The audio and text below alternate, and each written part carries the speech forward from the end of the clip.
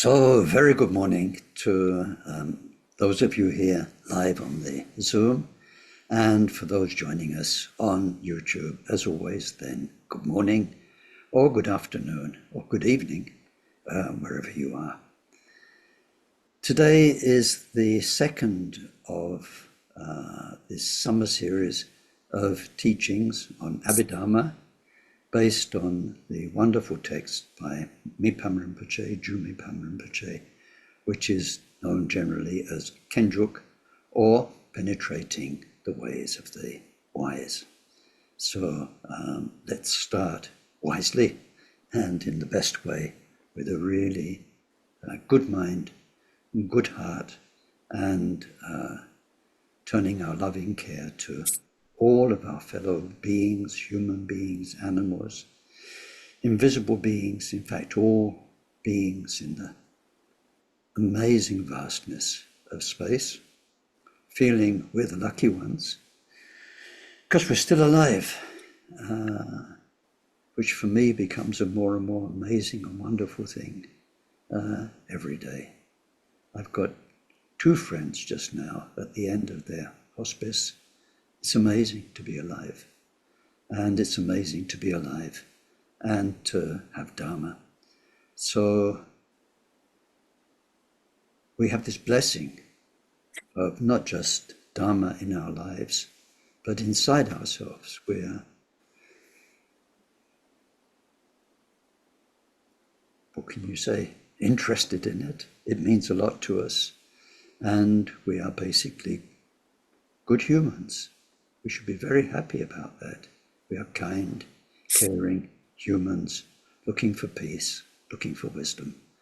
And so that in itself should give us a thrill, a nice little inner buzz of happiness.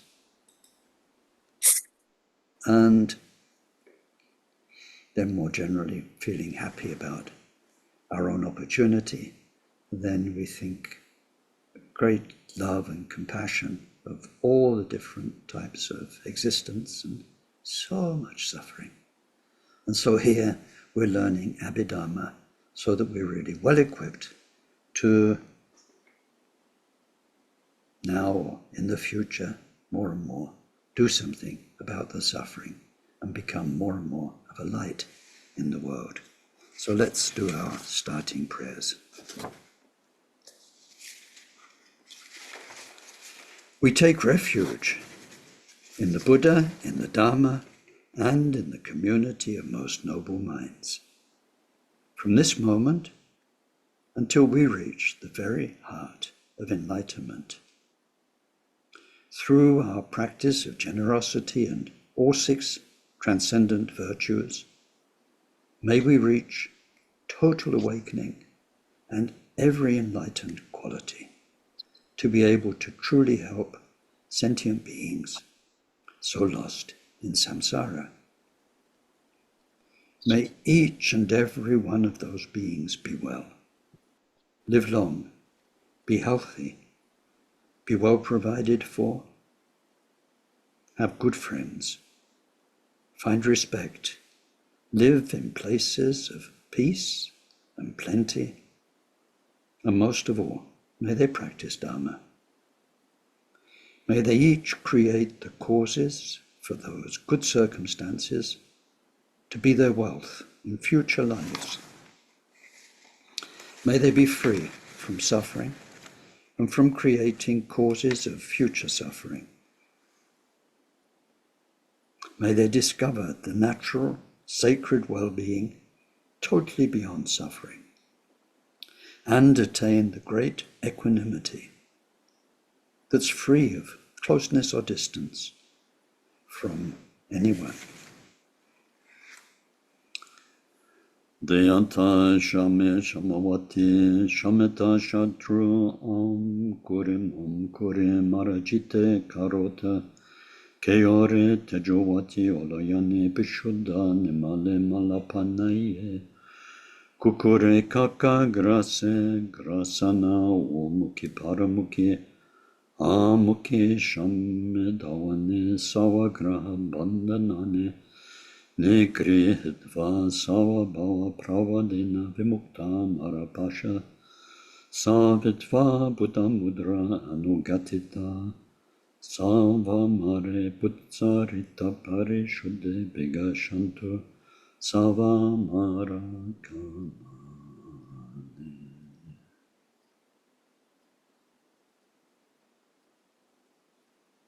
Glorious Guru, source of all blessing, ever present above our heads on lotus and moon seat, through your immense kindness, ever sustain us, that the accomplishments of body, speech, and mind flow from you, and we are one.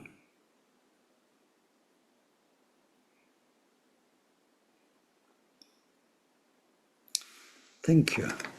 So in our last session, we saw in general what Abhidharma is, where it sits in the scheme of things within the Buddha's teaching, and we looked a bit at the author of this text, Mipam Rinpoche, and then we went through what is called the good beginning to the text, which is basically the title.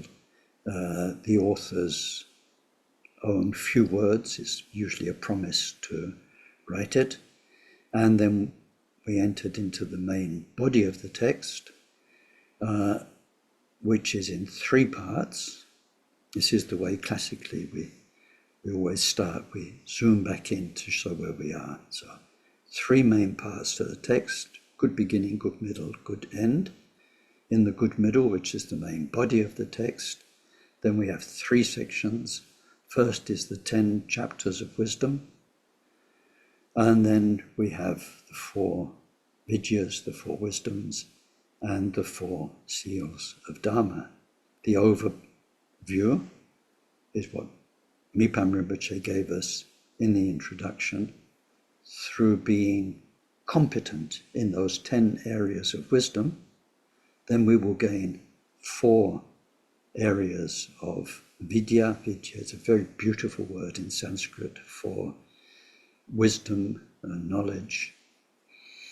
And through that, then we'll be able to teach others the 4 seals of Dharma. It means we can teach Dharma, and it will always be authentic Dharma because we are well informed.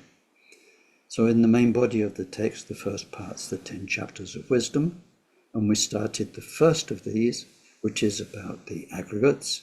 We saw how the aggregates, the word itself, means heaps, because we're looking at things, 5 aggregates, and there are heaps of each of them every day. So we looked at that briefly. And then as we get now into the details, we need to be patient. And I remember when I started this kind of detailed study of Dharma, that was the message of the Khenpo teaching us, Khenpo Sultim Jamso. And he said, because there were so many questions, when you start doing the aggregates, and then, but then what about this and that? And he said, just wait. By the time we've done this chapter and that chapter, they'll answer your questions. So it's like any learning. If you go and learn a trade, plumbing or car mechanics, or you go to learn a science at university, you have to put so much in place first before you start getting the overview, and then eventually the mastery. So that's what we're doing. We're putting these different elements into place. So there are 5 aggregates of form. This you should know. This you should be able to just rattle it off. If somebody says, oh, you're a Buddhist, what are the aggregates, the skandhas? You could say, sure. Form, feeling, cognition, samskaras, consciousness. Please at least learn that much, or come out of this course knowing that there are five, not six, not four, five, and knowing what they are. So the first one is form. Now, just more generally, why, before we pick up where we left off on form,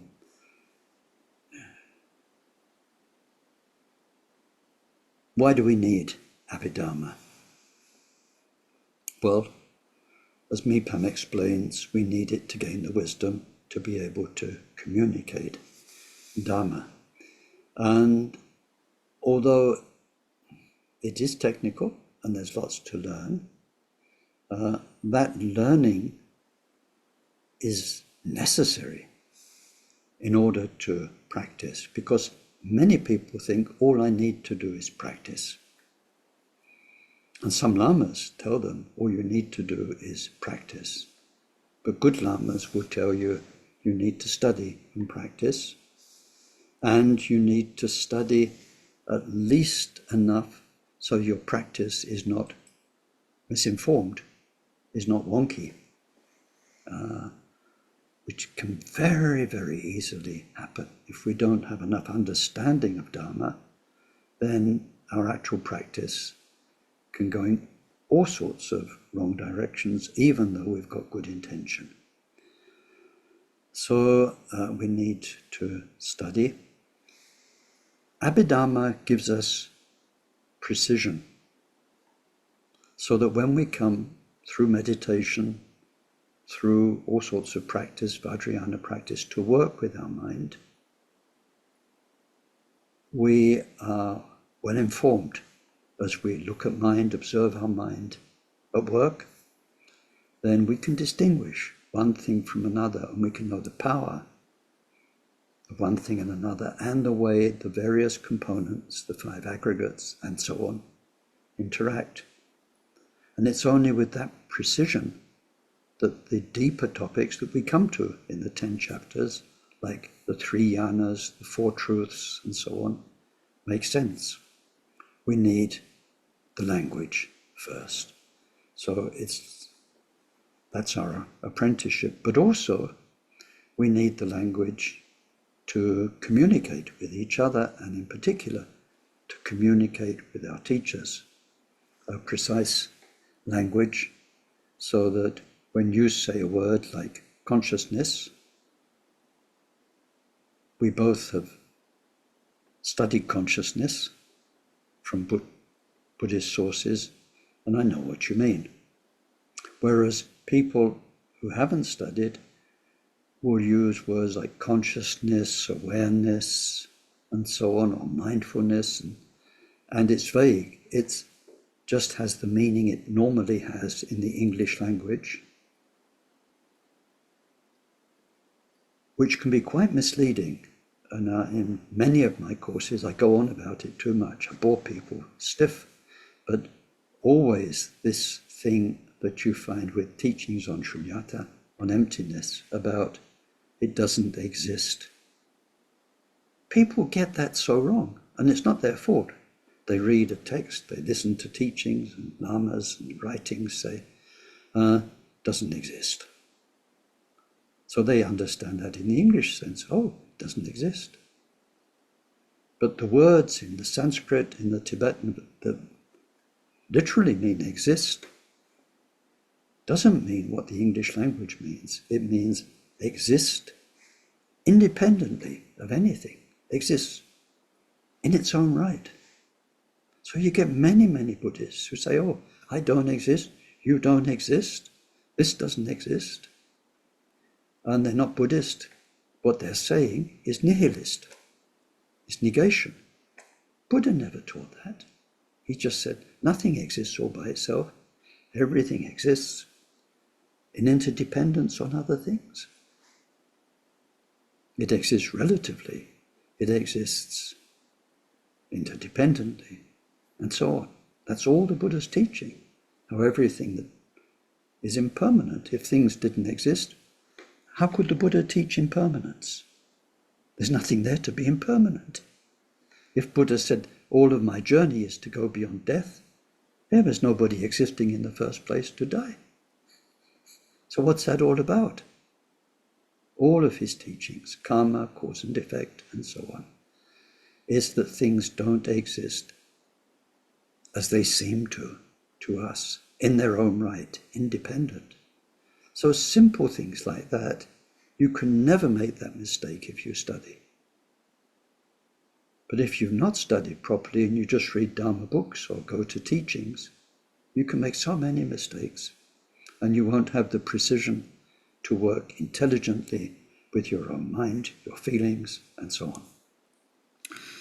And then more than that, with this Abhidharma, if you're practicing Vajrayana, then you do really need to know. Just one example, for instance, when we look at Vajrayana, so-called deities or enlightened beings, so often they've got a garland of 51 flowers around their neck, or 51 skulls, depending on which kind of department of Vajrayana you're in.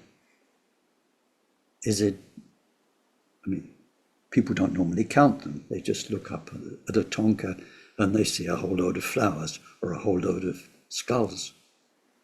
But if you count them, if the artist is okay, there should be 51. And when we come to skanda number 4, these are the 51 mental events, or 51, they're called creative factors of the mind, 51 key factors. Factor means what makes, that make our karma. Karma's the problem, karma's behind everything.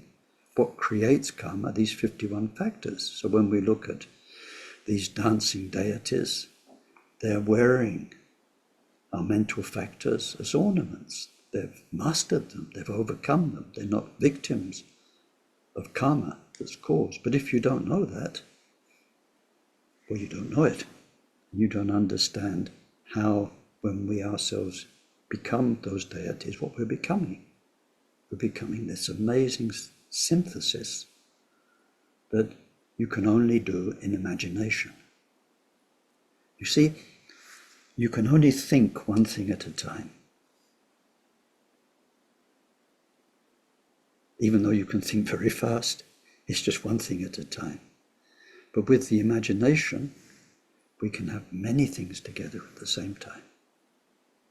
Many Buddha qualities in one image. And if we identify with it, we become like Chinrezig. Then everything the arms mean, the crown means, the eye means, everything is there at the same time. This is such intelligent use of a human mind, but in our training, then we need to understand that what is manifest in our Vajrayana imagery is what is discussed in the basic Buddhist teachings of Abhidharma. So anyway, we need to understand that in general. And so let's return to now the first aggregate, which is form. And just to refresh your memory, there are primary forms, which are the 5 basic elements of existence, which, when we go back to Buddha's time, either Buddha in India and Indian thinkers, or Greece and so on, and remembering that there was a lot of coming and going between those places, through trade. Ideas hitched a ride on the trade routes. It's quite funny. Ideas travelled with camels, but they travelled from China to Greece and everywhere in between. Philosophers and other people travelled with caravans and merchants, and ideas spread. So at the time of Buddha, at the time of the Greek philosophers, there was already this notion of atoms. Not so much atoms as we have them today, but prime components of existence which come together to make everything else happen and come together severally. We can call them atomists, as long as we don't think of different atoms as different substances. Is like the idea is you can't go any smaller than that. This is the basic, not just building blocks, but building material of the universe. So we have the 5 elements, which were matter itself, and then the bonding between matter, and then the energy that's contained latently or being released by matter. So earth, water, fire, matter, bonding, energy, kinesis or movement, and then space. So that idea was voiced by the Buddha. It's in the Buddha's teachings of Abhidharma. And it still holds today. This is what's amazing. When we look at physics, the famous one, E-M-C squared. What have you got? E, energy, fire element. M, mass, earth element. C is speed of light, kinesis, dynamic, wind element. And now, with physics of the last 100 years or more, gravity. It's very important. That is the water element. Look at all space. So they're brilliant minds. It's only the same, whether scientists have amazing tools or not. Really, scientific discovery or scientific revelation comes through the brilliance of a mind. Now, very often, the top people like Einstein get the idea first, and then they have to prove it with the machines, with the mathematics, with all the rest. But anyway, it's just to say there was already this idea of, because we're looking at form, the basic form, the primary form is the 5 elements, and everything else is those coming together in an amazing way, the matter all whizzing round with kinesis and bonding with other things and making flowers and sounds and everything that we on our level experience as life. And that's form. So then that's primary form. Secondary form is made up of that. And in particular, we're dealing with the form on our level as we experience it.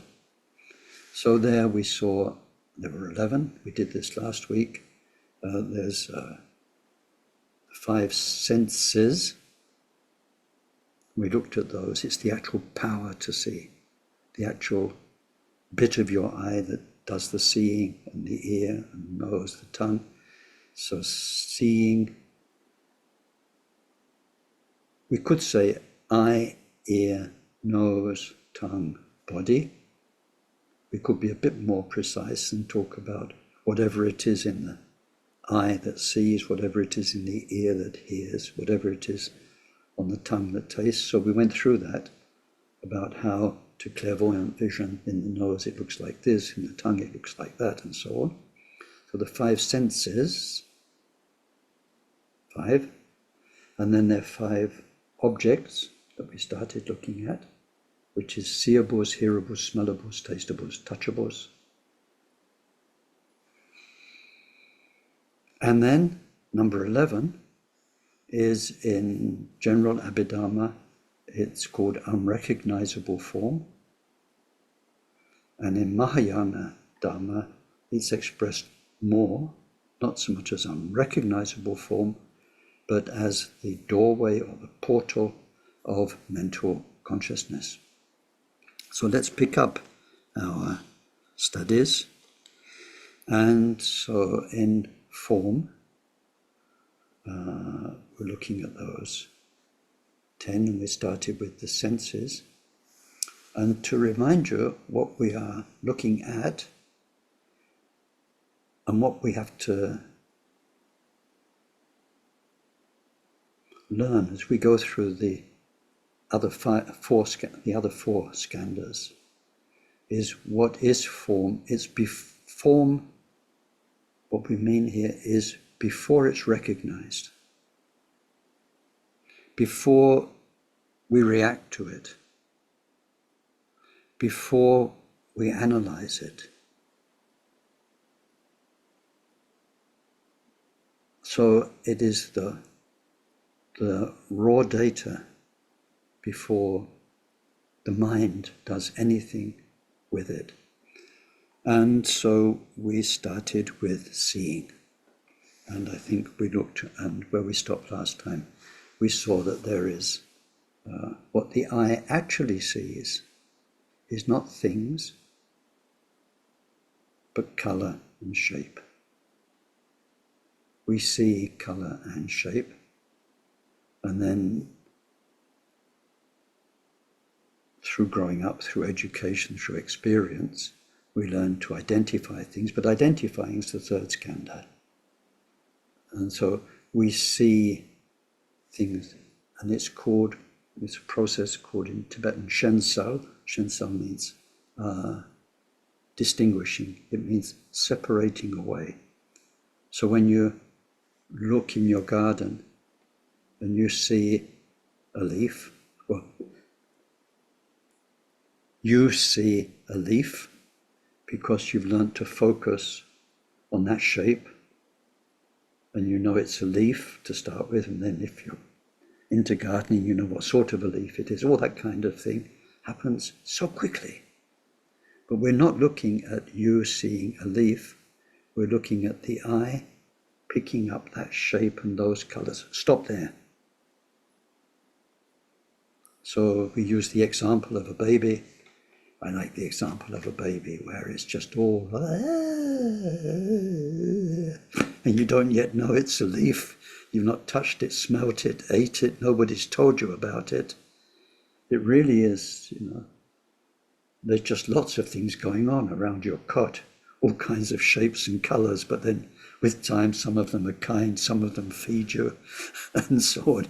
You get to distinguish them, but at first it's just a whole lot going on that's not distinguished. This is what we're looking at with form. Sound before you recognize it. Sound before you can't not hear this, can you?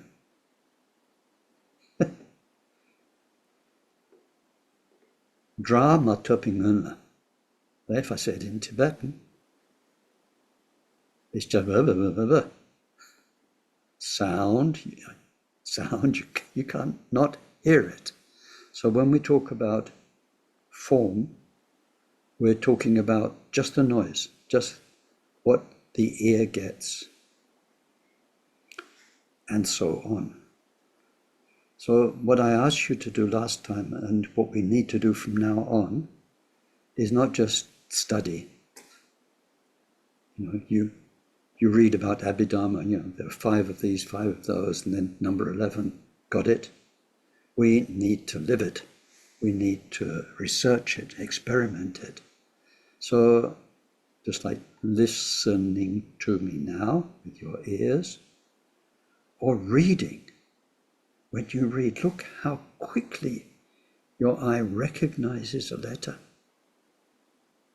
R-E-A-D-I-N-G. But when you looked at the word reading, it was much less than a second. Your eyes got it, and then the other skandhas interpreted it, made sense of it, maybe reacted to it. Reading, wonderful. Reading. Whatever. That's all. The rest is the other aggregates. Here we're looking at, this is the thing that amazes me for the speed of it. When you see like a concert pianist with a complicated piece, like Rachmaninoff. Okay, all of those dots. How quickly you recognize, interpret, translate that into movement. How quickly the eye, like this. Just amazing. It's interesting when we get to computers, where a machine has to actually scan and put the information together in terms of on, off, binary information. We realize the work that goes into recognizing a musical score, for instance. But please play with this. Let me give you another example. A room. You go into a room that's familiar. How many things, when you open the door, you recognize in a split second? And the test is you go in and immediately something's changed.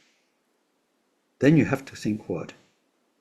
But it means that you've processed, like Samiling Shrine Room, if somebody shifted something or something changed a little bit, you go in the door and in a second or two, the mind, the senses, the mind has processed tens of thousands of pieces of information to see the drum wasn't there yesterday.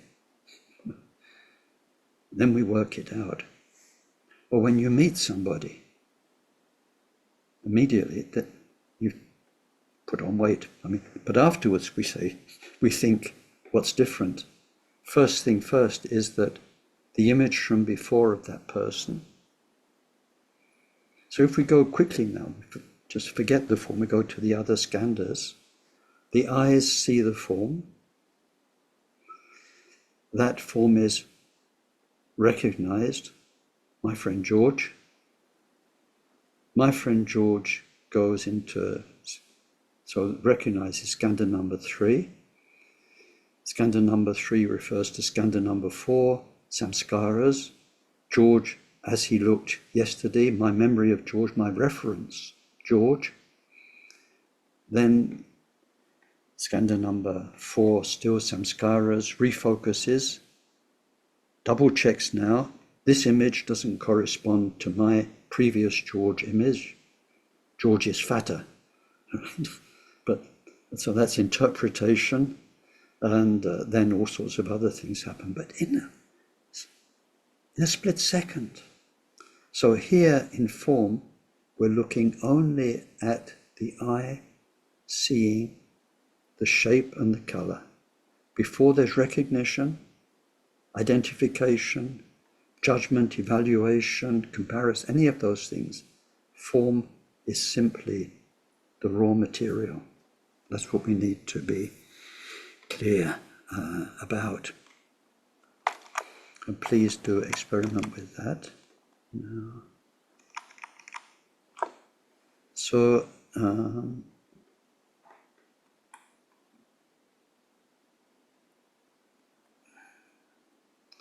I think where we stopped was looking at the object of vision, which is visible form, color and shape. So then, just to go through the text, it says there are 4 prime colors: blue, yellow, white, and red. And there are various types of these prime colors. So there aren't just 4 colors. Of course, there are all shades of them, but there are cloudy colors, smoky colors, dusty colors, misty colors, translucent, opaque, light, dark. And then, of course, and then this is one part of Abhidharma, speaks of intangible, non-obstructive colors. So it's like non-solid colors, not colors that reflect light. So it says like the glare of space. And reflections, the colors in reflections. So there are just all sorts of colors and shapes is what it's saying. And then there are recognizable forms. So here we're looking at not just in one instant, but in a sequence of instants. So there is the form of a prostration. I mean, if we split a prostration like into slow motion,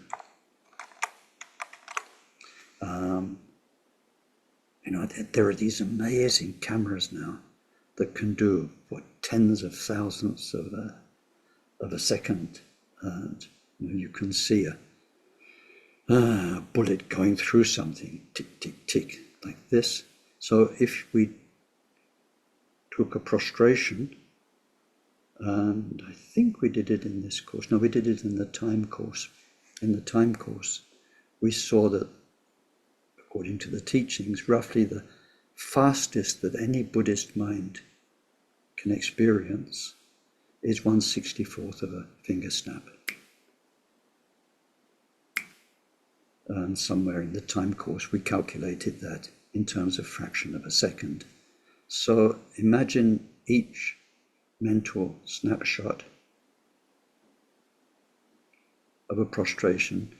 What the eye sees is just a body. Body, body, body, body, body. It doesn't see a prostration. Each snapshot is a body. Body that's upright, a body that's a bit less upright, bit less, going down like this.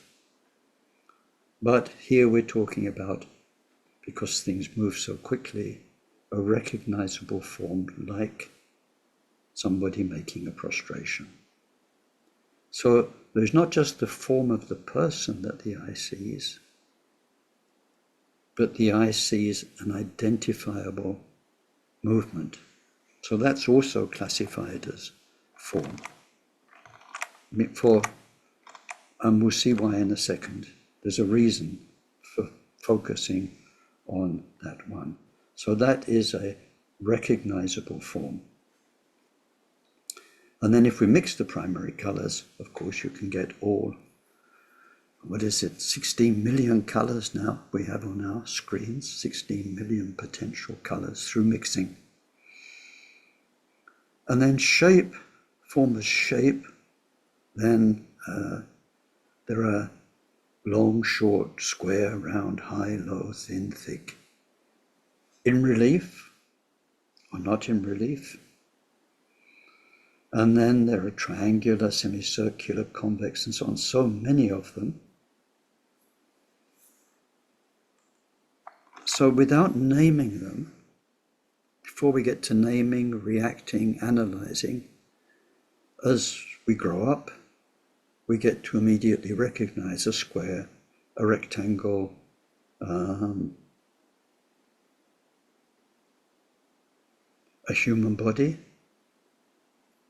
the shape of a human body, maybe for a very young child, a breast, a nipple, and that becomes one of the first recognized forms. So the baby's not saying to itself, oh, I say, look, a nipple. It's a go-to form, or one of those, and it goes to it. So it's before the real. In the third aggregate, recognition, it's usually to do with naming and identifying and associating, putting things into groups. Before that, there's recognition of a certain shape and color. So there's that. And it says color and shape could also be generally classified as good or bad or middling.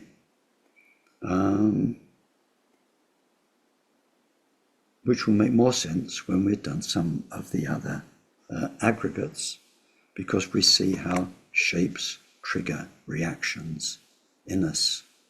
And so without thinking about it with time, you might look up and see a Buddha statue, and it will fill you with good things before you even think about it. There's something like that, or peaceful, in good shape. And other things might immediately make you feel angry, upset. So from that point of view, in terms of raw impact, there's good, bad, or most things indifferent, thank goodness. Because when you see how many hundreds of thousands of things you're recognizing each second, thank goodness most of them are neutral. Because otherwise you'd be a mess. But some things, distinctly. And, so somebody you love walks through the door, you look up, you don't know who it is, and there's that recognition. It's an immediate feeling. So that's visible form. Now we go to the object of our power to hear, which is sound. Some sounds are caused by an animate element, so it means sentient beings. So that can be controlled production of speech.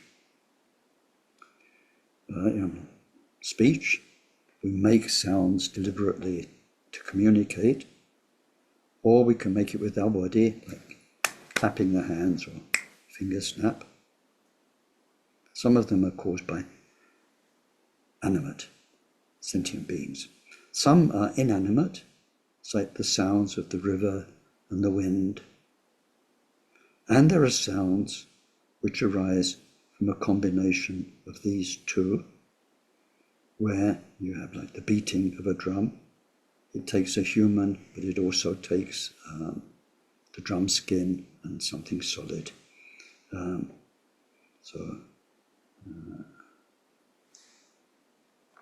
You say if you've got a hollow object and the wind and the tree is banging a branch against a hollow object, you go boom, boom, boom, boom, boom. But sometimes a human being can also get a drumstick and go boom, boom, boom, boom, boom. So sometimes it's a combination of animate and inanimate. There are sounds made to express a meaning, speech, or perhaps more subtly music. Sounds not made to express a meaning, which do not communicate anything. Expressions of meaning employing mundane terminology, expressions of meaning using the terminology of realized beings. So basically ordinary language, Dharma language. Such differences can be generally classed as apprehended, non-apprehended, or partially apprehended sound. So here the word apprehended means cognized. We're aware of it. It doesn't mean apprehended in the sense of fear. It doesn't mean apprehended in the sense of understood. It means apprehended in the sense of we receive it. For instance, if you're waiting for the postman, then you're listening for the doorbell, and when the doorbell rings, it's fully apprehended. If you're engaged and deeply engaged in watching a movie, then maybe the doorbell's been ringing 3 or 4 times before you even realize there's somebody ringing. There it's not apprehended, and then sometimes it's in between where you're sort of vaguely aware, but you're not focused. For instance, if you're trying to listen to what somebody's saying and there's a lot of noise, what the ear is getting is just the input of the sound. All those sounds are coming in, but we're trying to isolate out, this is what Shensao means, what somebody's saying, so we're deliberately less apprehending the other sounds and focusing on the person's speech. Or if you're listening to a piece of music and you particularly want to hear what the basses are playing, then you can focus and sort of screen out some of the rest of it, even though it's coming into the ear. So this is about our selectivity as we listen. So some of this is all very straightforward stuff. He doesn't give a lot of space to odors. he says odors is what the nose does. They're pleasant, unpleasant, or neutral, middling, neither pleasant nor unpleasant. And there can be natural smells and artificial human-made smells. That's it as far as smell goes. We'll leave it at that. Flavor is more interesting. Now we're going back to the Buddha's teachings on Abhidharma. We are, goodness knows where in terms of medicine.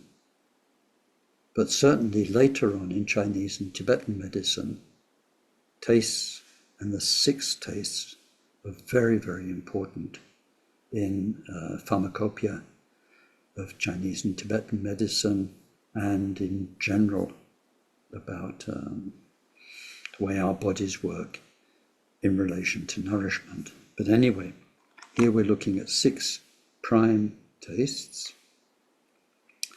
sweet, sour, salty, bitter, spicy, and astringent, with those 6 coming together and giving various subcategories. And I think, I'm not sure, but these days we know that actually when we taste food, what you taste, what enables you to distinguish raspberry from strawberry, is a mixture of what the taste buds do and what the nose does, smell, I think. But anyway, what the Abhidharma is doing is saying there are 6 basic tastes. And then we could also categorize them as naturally pleasant tastes, unpleasant ones, or neutral, middling. Or we could categorize them as natural flavors or artificially created flavors. Let's soldier on. Now the next one, feelables. Feelables. I don't know what to call that one for technically, accurately in English. Feelables sounds a bit like a vague word, but it's what our body feels. Now, it's good to use that word because the second aggregate is feelings. And when we come to that, it might be a bit of a surprise because it doesn't mean what the word feelings means in English. But here, this is feelables. So it's not what we see, hear, smell, or taste, but it's all the other things that our body senses. So we've got a good list here. So there are those due to the primary elements, because in our body the earth, water, fire, wind manifests all the time, keeping us alive. So we feel the thermodynamics, and we feel the wind element when we're moving. When we move our arms, move our legs, we feel that. And there are the resultant feelings, and basically, what it means here is not that. What it means here is our body health is a balance of the elements. And when the elements are out of balance, then we don't feel well. When you've got too much wind, not just too much wind in your stomach, but too much of the wind element, which is like high blood pressure, is one good example of too much wind. It's called too much wind up, usually. There's wind up, wind down, there's 5 winds when we go into the body. So there's too much wind or not enough wind, then you feel very lethargic, sluggish, and so on. When you've got fire element, then you digest your food very well, and it's turned into energy for you. When your fire element's too low, the food passes through and you don't get the nourishment chemically taken out of it in your gut. So all of that's in medical studies. But basically, when the elements through the elements, we can feel well or unwell. That's kind of a primary result of an imbalance of the elements. And as many of you know, in Ayurveda or Tibetan medicine, the whole idea is to bring the body back into balance. So then it says, then there are the resultant physical feelings. So with our nerve endings, softness, roughness, or with the nerve endings in our hand and also our muscles, heaviness when we lift something, lightness when we lift a feather. Inside our body, feelings of hunger and thirst, feelings of warmth and cold, feelings of suppleness and looseness, and feelings of kind of stiffness and hardness inside, and satisfaction. When you're nice place and you've eaten well, and kind of generally you feel nice.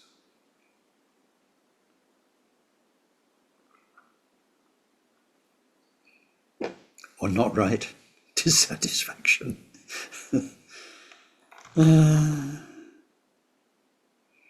Sickness, you feel sick, you feel old. There are the very special physical sensations that accompany the time of dying. Feeling of rest. There's a feeling of courage. They call it the great store. Here's one example that's mentioned. When you feel, yes, I can do it. And, fearlessness.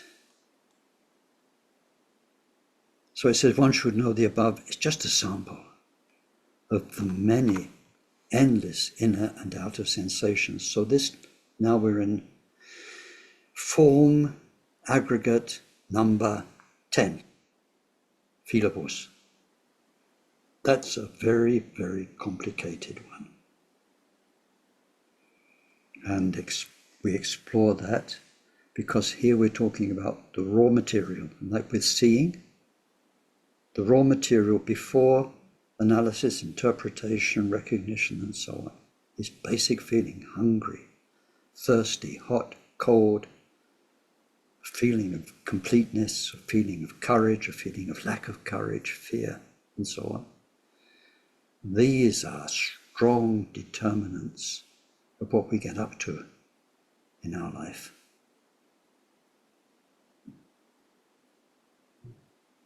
Why we eat what we eat, for instance. Big topic. And everything that involves those food chains, because we like that one. I remember it was traveling in China, sometimes very, very much inland, and being invited, because I was representing an organization, to an official feast. Official feasts are, in China, a way where officials get perks. So if they can invite somebody for an official reason to a meal, then they can go really over the top. But then you'd see, to honor the guests, it was terrible. If you're vegetarian, there's seafood, but seafood that's been brought thousands of miles,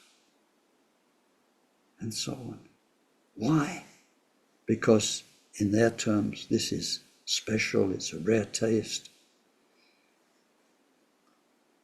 And on one of them, a bottle of French wine. So they came round showing the bottle, like the way you show a bottle. I mean, it was a reasonable bottle, wasn't that fantastic? So, of course, now because of that raw impact of a bottle of French wine, here in the middle of Tibet, things are looking up, but that first raw impact didn't last very long, because what we could see to our horror was that the waitress was putting a little bit of the French wine in the glasses on the tray and then topping it up with Coca-Cola and bringing that round as a treat. But anyway, this is this is a diversion, but it's just to show how physical sensations, how our body feels, is so much behind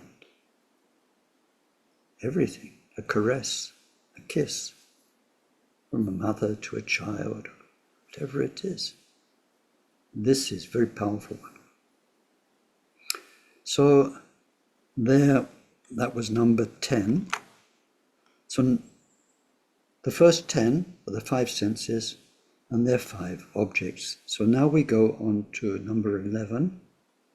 We've already heard it's different in general Abhidharma, Shravaka Abhidharma, Theravada Abhidharma, and the Mahayana Abhidharma, a little bit.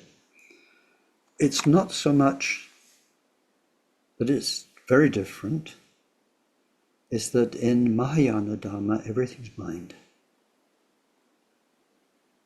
There's no separate world of matter.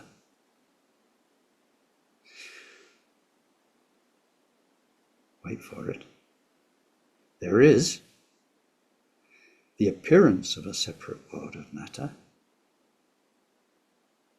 but there isn't a separate world of matter.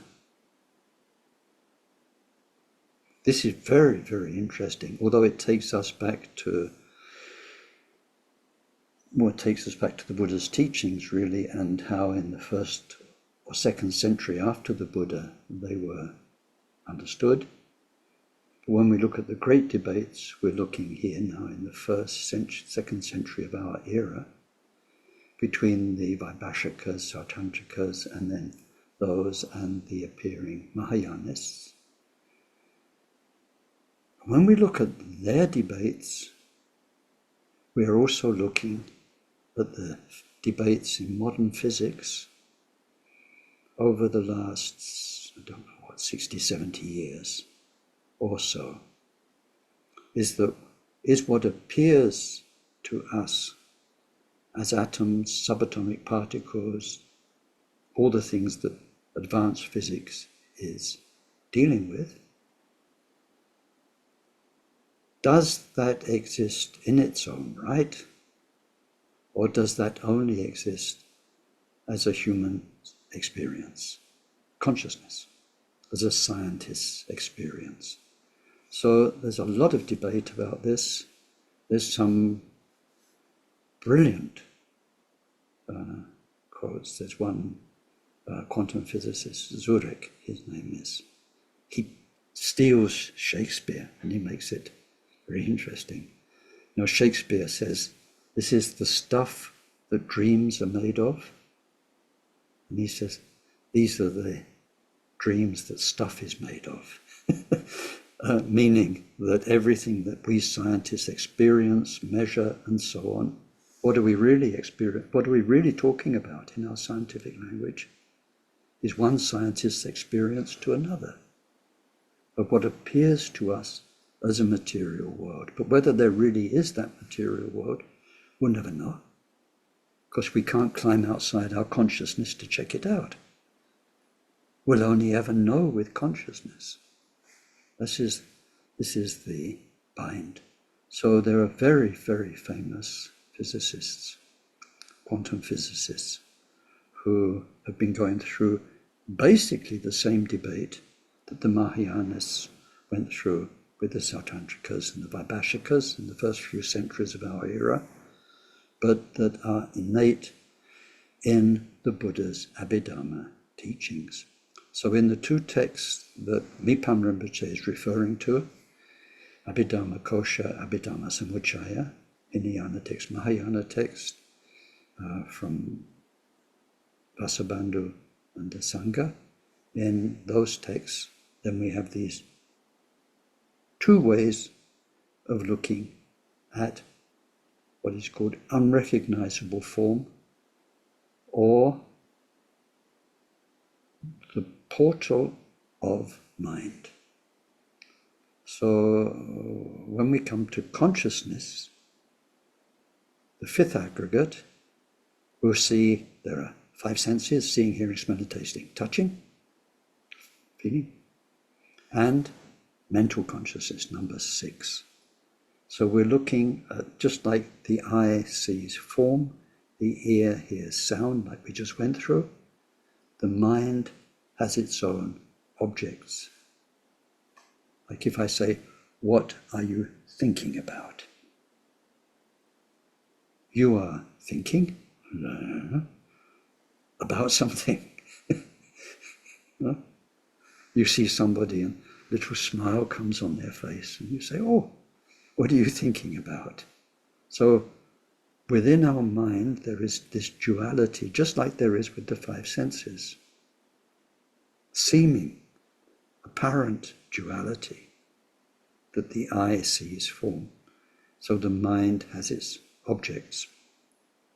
But within the mental objects, so then we get the 11th secondary form.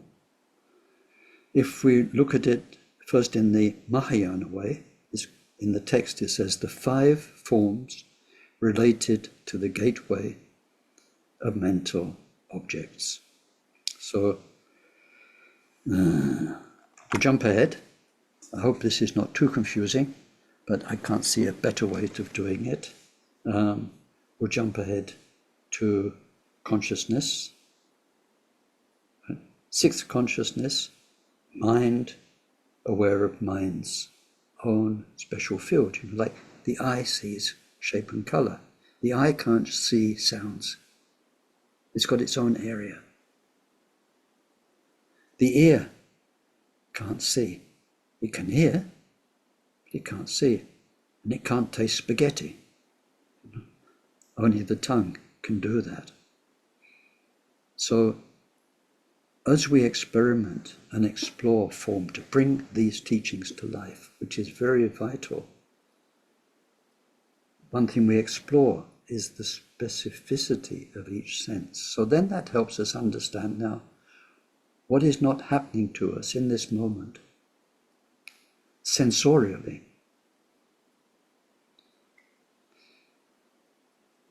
Is in your head. It's mind.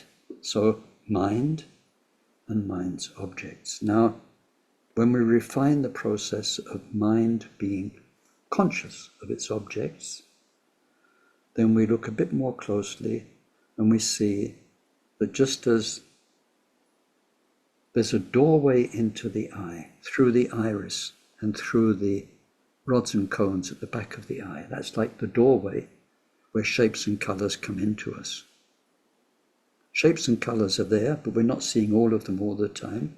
We focus, and particular shapes and colors come in through this doorway. If this doorway is shut, no matter how many shapes and colors are out there, nothing comes in.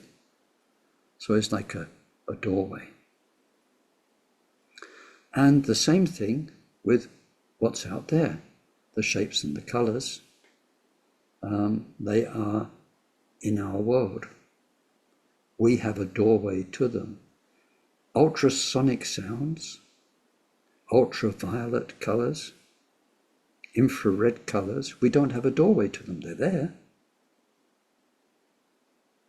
We don't have a doorway. They're locked off from us. We get what? Just a few % of the electromagnetic spectrum. Oh, scary. There are 100 times more stuff out there than we pick up. We're in our tiny little electromagnetic awareness world. I mean, if you could hear the subsonic sounds, the sound of the earth, the sound of the planets moving round in space or whatever, and all sorts of, we might be able to hear the fairies singing, all sorts of things. So there is this idea of a doorway. It means an accessibility, a way in for us. This is important when we come to mastering our mind's activity, because some doorways we can shut.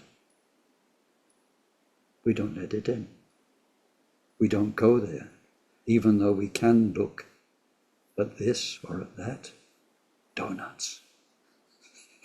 You don't look at donuts, because you know if you start looking at donuts, you're going to start wanting donuts. And then you're going to go and buy donuts, and you're going to eat them, and then you're going to regret it afterwards.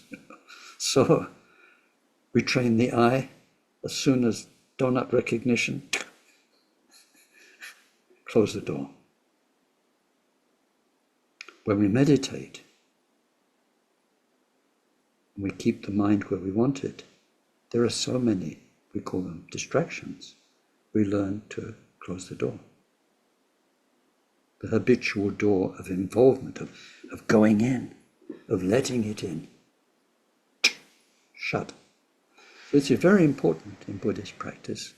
But here, just for the name, it was a big diversion, sorry, but for the name, it's the doorway of mental objects. It's the mental objects which are available to us. So what are we looking at? Go back to the text. Lucid or specific manifestations, not tangible for others. So this is what's happening in your mind. For you, if I say like, do you remember the most beautiful landscape you ever saw? And it's already coming up in your mind. You're seeking, and I say, if we do one of these guided meditations, let's go back there. Okay, you're walking back through time, and we'll sit back in our chairs, and then there you are, and let it come, whatever it was, the trees, the rivers. So if I did that in a room with 12 people, and they were all very relaxed, and going back there, well, like people do, go to their safe place, in therapy. I can't see what their safe space is. This is why in the other section it's called unrecognizable. Only they can. It's not tangible for others. You see the five senses. I can see their eyes, their ears, their nose, their body. I can also look at what they're looking at. I can listen to what they're listening to. I can touch what they're touching. Eat what they're eating. It's tangible for me. That part of another person's world is tangible for me. But what's going on in their head is very powerful for them.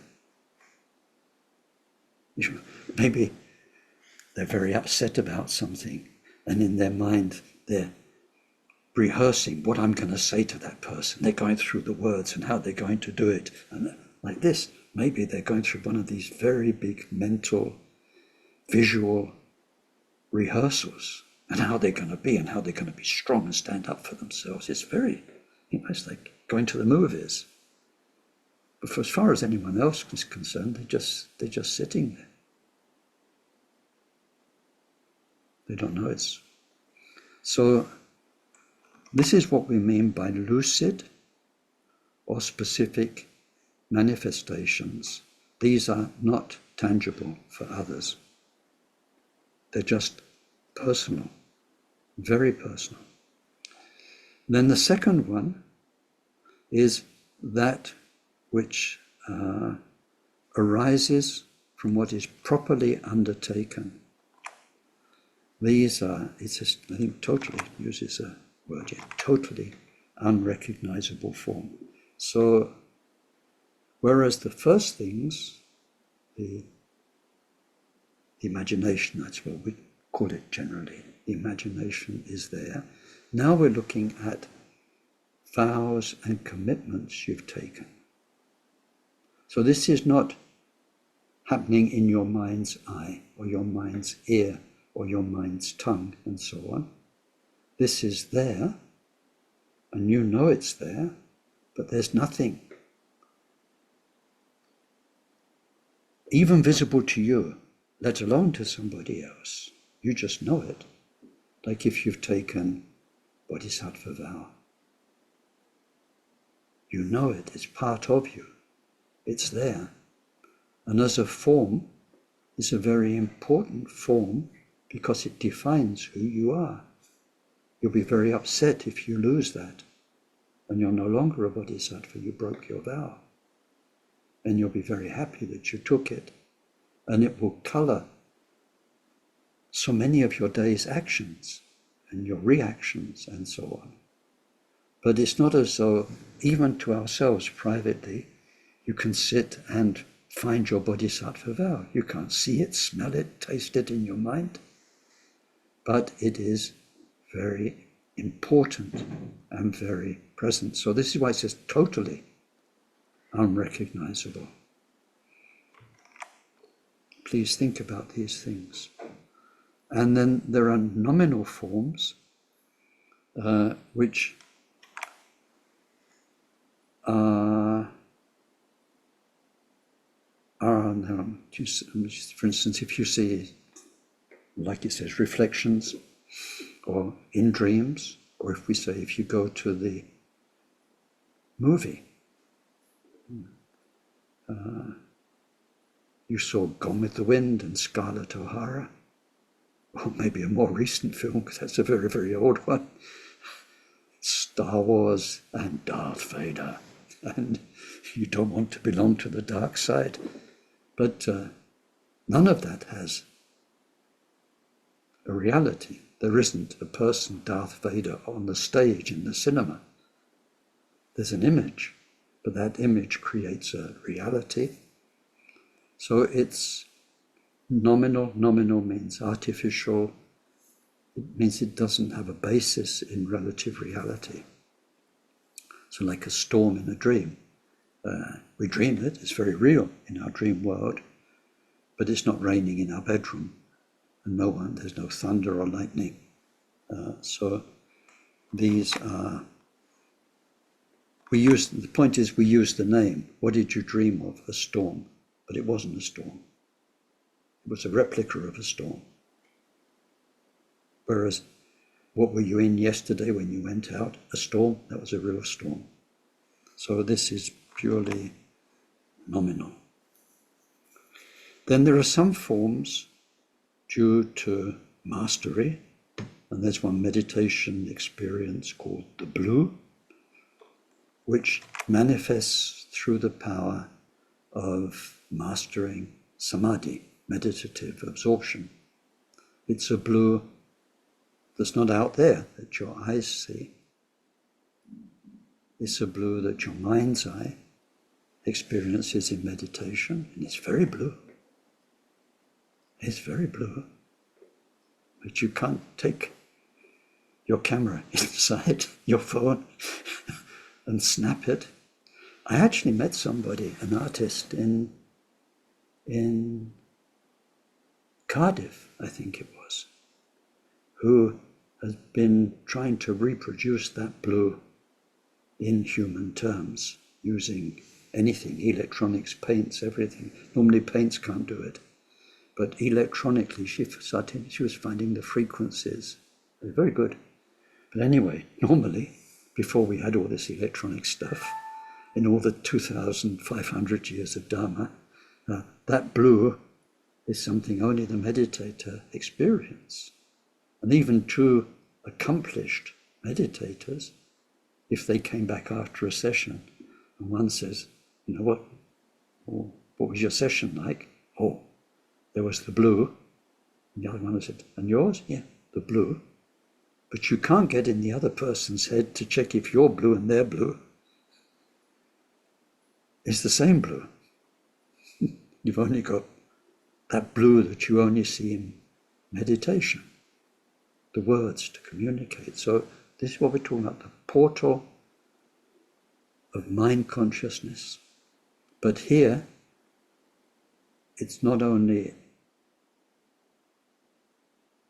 it's not generally accessible to everybody because you need meditation to have that. But it means when we go back to, for instance, I hope this is okay, this form of sound. In sound, there were the different natural sounds, artificial sounds, language, and there's the language of the realized ones and the language of ordinary beings. That blue that comes in meditation, even though you could say blue to anybody who's got eyes to see, and they say, oh, you could say, I experience blue in meditation. They just think, oh yeah, they had a vision of blue. They wouldn't know, like the Buddha knows, like realized beings know, that with this particular samadhi, then there is that experience. And what that experience is useful as an indicator of where your meditation experience has got to. So these are called forms due to mastery. Now we come to the next one. And this one you will come to know through your meditation practice. Pseudo forms due to mastery. And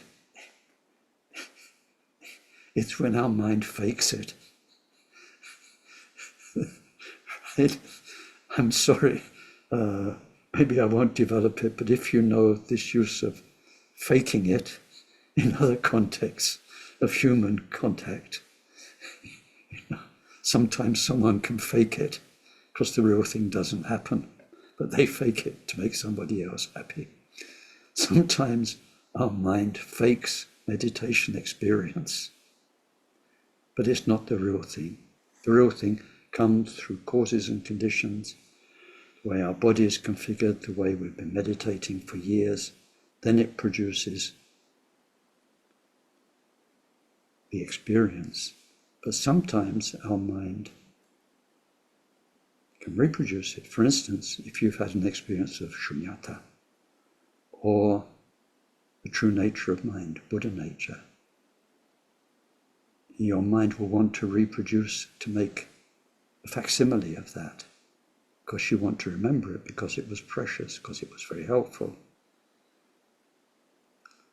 And you'll find when we peak out in meditation to very high experience, very sublime, noble experience, almost immediately as we come down from that, the mind makes a replica, and we manipulate that replica in the story of ourselves and the story of our meditation. So it's very important as time goes by. Does this make sense? Can you nod if it makes sense, some sort of sense? As time goes by, that we distinguish authentic experience from fake experience, that our mind is erecting through its memory, through its images, and that's keeping us from in the end, from the real thing. But anyway, just in terms of our studies, there are these pseudo forms of mastery which only manifest because of the power of mind. The cause of such experiences is not elemental, because there's no gathering of particles, so they are said to be forms that are other than them. I won't explain that last sentence more than this. I think when you meditation practice is in this area we're talking about, it will make total sense. When it says a configuration, a gathering of particles, it means it's an authentic experience because of the way, first of all, our body is set in meditation, all sorts of postures and ways of using the eyes and so on. And then the way our mind is set through devotion, through visualization and so on. This is called the gathering of particles, the authentic cause making the authentic experience. Then that leaves a memory. And what we're looking at here is the memory of that experience that the mind manipulates. Right. So that's the Mahayana explanation. If we look at the same sort of thing, but in the Shravaka level. They're called unrecognizable forms. And it says these are connected with actions of speech or of body of people who've taken vows, commitments, those who've not taken commitments, and those who've taken temporary commitments. So what are we looking at here? A lot. Although the main interest is vows, monastic vows, lay vows, bodhisattva vows, and so on, but here particularly the pratimoksha vows. Although that's the prime interest, we're looking at something deeper. And I'll try and explain it quickly, and we can come back to it next time if you want. Life happens moment by moment. But behind the scenes, there's our motivation that makes it happen. Sometimes motivation is just the driving force behind this action, finished, another driving force, another action. But sometimes there is an underlying driving force, and this is the important point, that defines us. So the example that's usually given is a vendetta. You know a vendetta? It's when families, generation after generation, hate each other. So the hatred, the wish to harm, the wish to gain revenge is underlying. It defines who you are. We're the Holmeses, they're the Joneses. You know, they're, what do they call it? They're our neighbors from hell. You know, and we're the good people, whatever it is. Now that's there all the time. It's a defining part of you. Politics these days, fascists, left-wingers, and so on. Nationalists, British, French, German. It's whether you're thinking about it or not. It's not just something that happens in the moment. Of course, it can be expressed in the moment, but it's an underlying, defining part of you. And especially when we make a formal commitment, like soldiers do, to serve their country, or like whatever it is, when it's a formal promise. Marriage, for example. We take the promise when you get married, but it underpins and underlines for all the rest of it, as long as the marriage lasts. So we're looking at this area. And of course, in Buddhism and in religions, there are vows. Vows about conduct, vows that commit our body to not do certain things or to do certain things, and that commit our speech to say certain things or not say certain things. So what it says about those and the Buddha's teachings about vows, very important. First thing it says is, since these are uninterrupted when one is distracted or unconscious, they're not comprised within the mind. So it means when we take a vow, it's uninterrupted. Even if you're unconscious, from the time you take it until the time you break it, or if you take it for a day, the time it ends, or for a year, the time it ends, that vow is potent, and it means the karma that arises from a vow is powerful, because it's not just in the moment and finished. It's not a motivation behind an action and then it's all over. It's there constantly. Your promise to do harm or to do good. In a vendetta, to do harm. In an army, to do harm, to kill the enemy, to destroy, and so on. That promise that is underlying is creating karma all the time. This is why it's very important for us, why teachers encourage us to take vows, Because if we take them properly, we mean it, we receive properly, then it's working all the time, even when you're asleep. Even if you faint, it's still creating karma, meaning it's shaping who you will be in the future. So it says these are uninterrupted when one is distracted or unconscious. They are not comprised within mind, within the big, this is why we need the precise language, what we call mind in general. In vague speech, we're not talking about that here. It means mental consciousness. So when we come to the fifth aggregate, consciousness, we'll see what that means. But these are not part of mental consciousness. They are deeper. They are something imprinted in what we call our alaya vijnana, which is the eighth consciousness. So we'll come to that when we look at consciousness. He says, they first arise through the elements which constitute one's being, and they continue for as long as those constituting elements persist, up until the deterioration of such a basis, or until there's rejection. What that means is when we take vows, you need a body. You go into a shrine room, you sit down or you kneel down, you put your hands together, you say blah, blah, blah, I promise to do this, in front of a shrine, in front of a teacher. This is what means that it's the constitutive elements of the body and speech that set the vow in place. So if it's a vow for life, or if it's pratimoksha vows, they are for life and they automatically finish when you die. Because when we die, we lose control. We go into the chaos, which is bardo, and then we get a whole new life.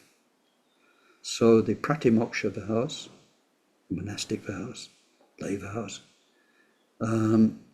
they automatically only last until the end of this life. Bodhisattva vow is different. It's from now until I reach the heart of enlightenment. That's different. But the pratimoksha vows that we're talking about here, because we're looking at the Shravaka teachings, then they end at death, or before, if the vow is handed back, rejected, or broken. So there's a way that monastics, for instance, they can hand back their vows without having broken them. They can go to their preceptor and say, I can't do this anymore, and they can hand them back. That's the best way to do things, not to wait until you break it. That's a different karmic story. But anyway, that's in the teachings about vows. So first, it says they first arise because of what you do with your body and speech. Then that's how long they last. And then through these unrecognizable forms, there's a certain specific character to that person. Good, if it's a vow of goodness, or bad, if it's a vendetta, promise, and so on. And that influences the person. So it says, because it influences the person, because they're there until death, so they're associated with the body, and because the body is used to make them, they're included in the aggregate of form.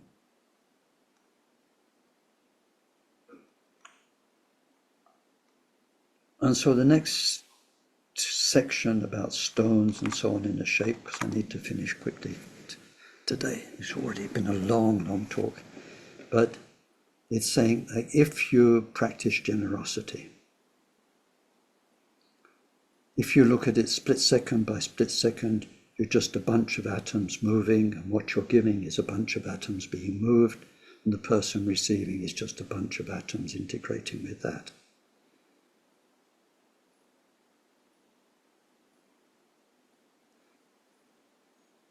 Giving somebody something, or or if you just dropped it by accident and they picked it up, on a molecular level is very similar. But what cannot be seen, what is unrecognizable, is not only your motivation of wanting to help that person, but behind that, your commitment to generosity, where wherever you can help and be generous, you're going to help. So it says, although in terms of form, what's happening with the atoms and the molecules, there is just stuff, a walnut going from the right hand to the left hand. There's just something transiting from one place to another. It could be a hand grenade that you put in somebody's house, or it could be a watermelon for them to eat. It's just molecules that are transferring in space, but the one you want to benefit, the one you want to harm. And then on a deeper level of unrecognizable, you are committed to harming, or you are committed to benefiting. So it says, if you look at stones, and if we arranged many, many stones in the shape of a horse, in reality, there's just a lot of stones there. But the mind, seeing those stones, can't help but know, oh, a horse. It's not a horse. I mean, you can't ride it. It doesn't go, can't do it, like that. It's not a horse. It's not even the very accurate shape of a horse, but everyone looking at the stones, it's horse. So it says like this, although our actions of virtue or non-virtue is just molecular movements, what's the difference between a good one or a bad one? It's in the mind, and what your mind is committed to, only you can know. Thank you very much.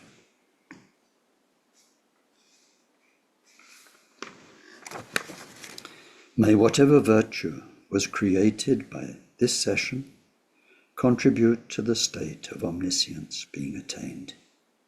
By the main enemy, mind's defilements, being completely defeated. Through that, may each and every sentient being become freed from the ocean of existence, troubled by the waves of rebirth, aging, sickness, and death. May this precious bodhicitta arise in those in whom it's not arisen. May its development know no setbacks, and may it increase ever more and more. Through this virtue, may we quickly achieve Mahamudra and establish every single sentient being in that same accomplishment.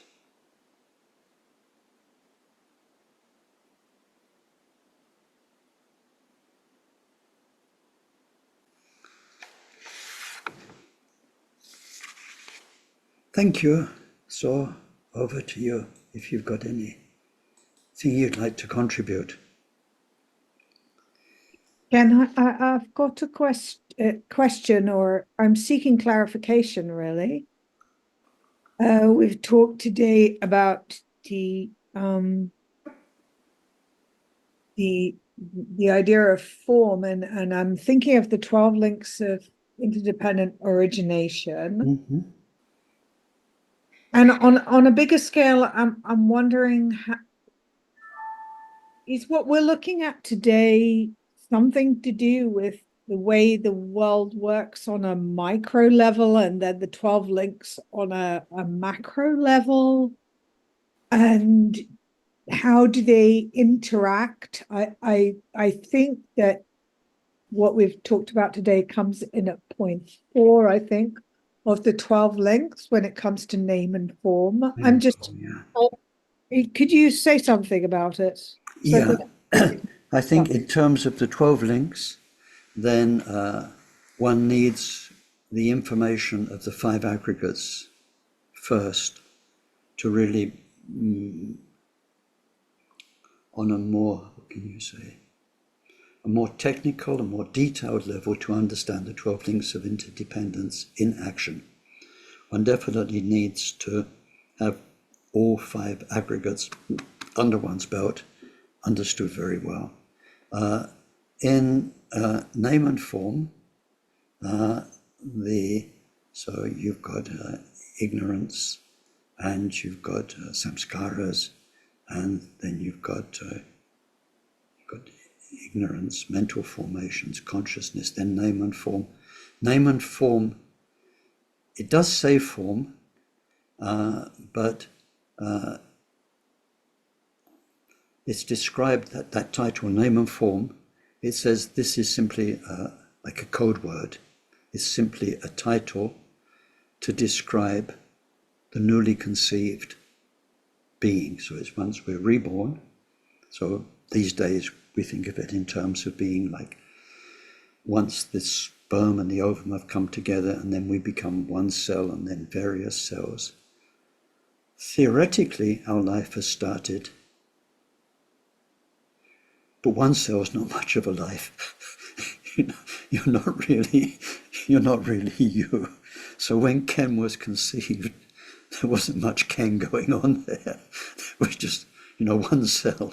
A cell is a cell.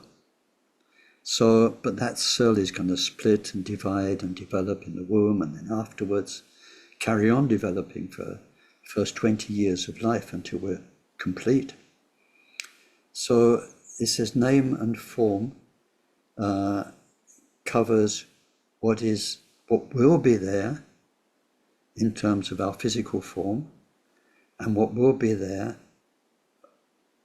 in terms of our mind, but for the moment is only there nominally.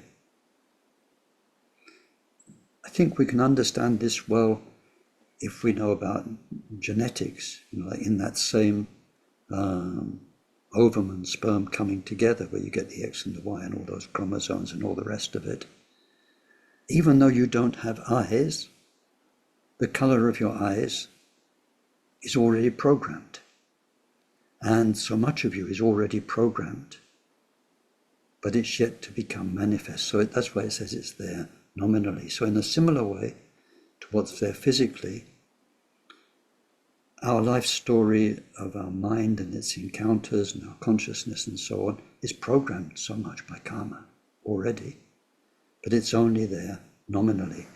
So when it says name and form, it's a title more than referring us directly to this aggregate of form.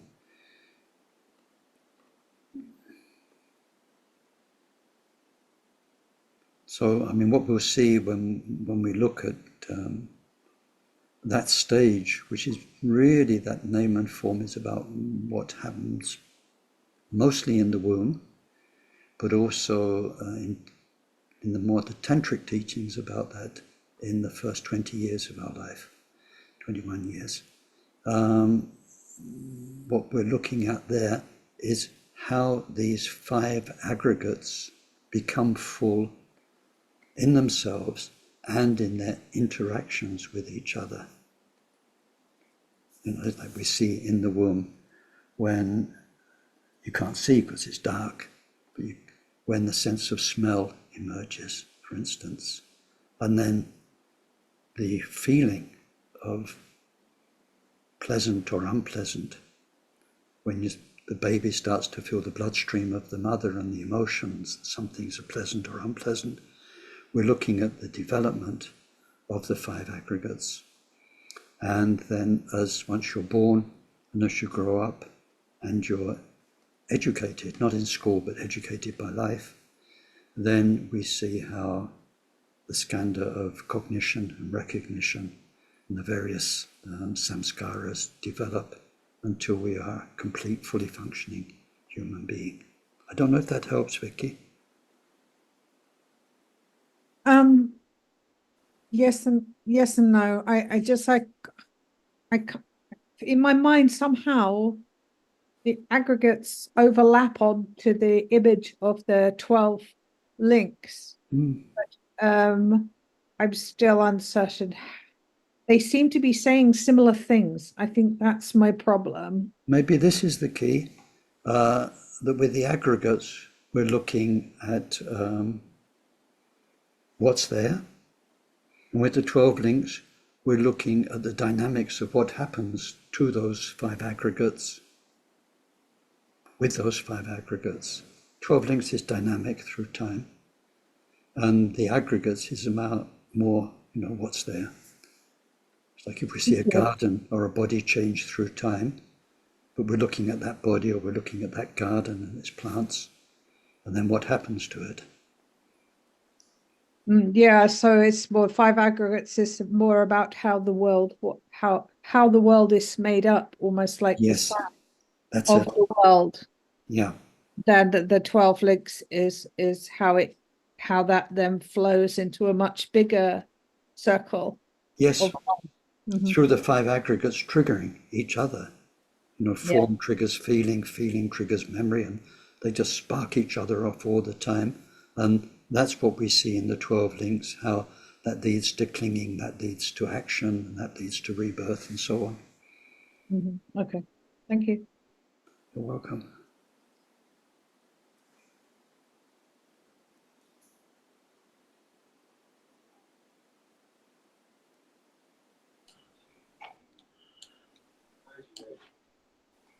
Hi, Ken. Hi, Neil. If nobody has any questions, I just something to,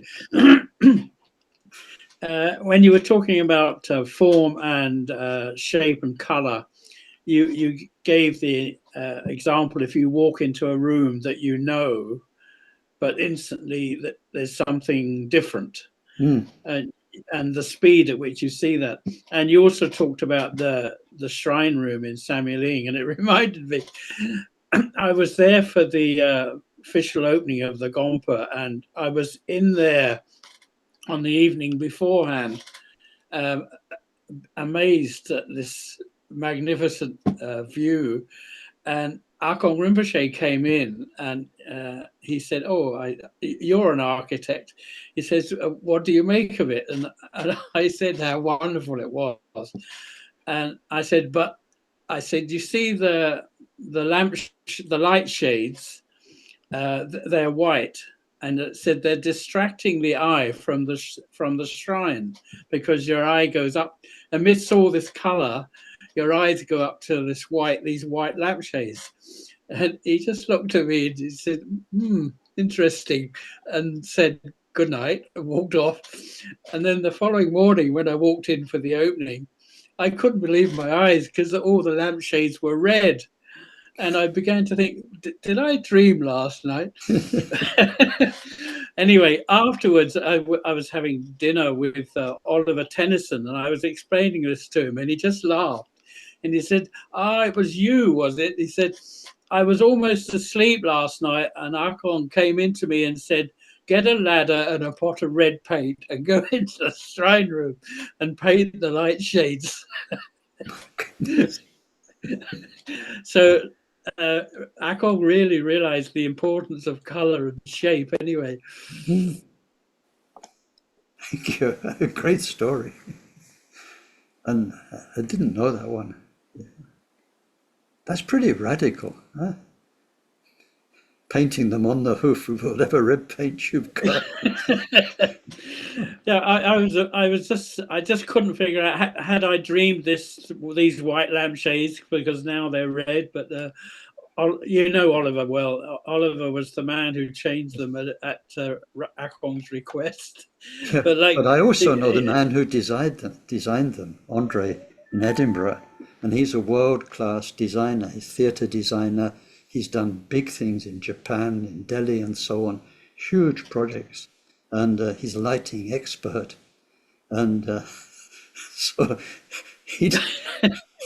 And all those complex electronics in Sameling Shrine Room, where you can dim and all of that, he was given that whole project, and for him that was a sort of a synthetic whole. So it must have been a similar shock when his 5 senses went in and the lights were red.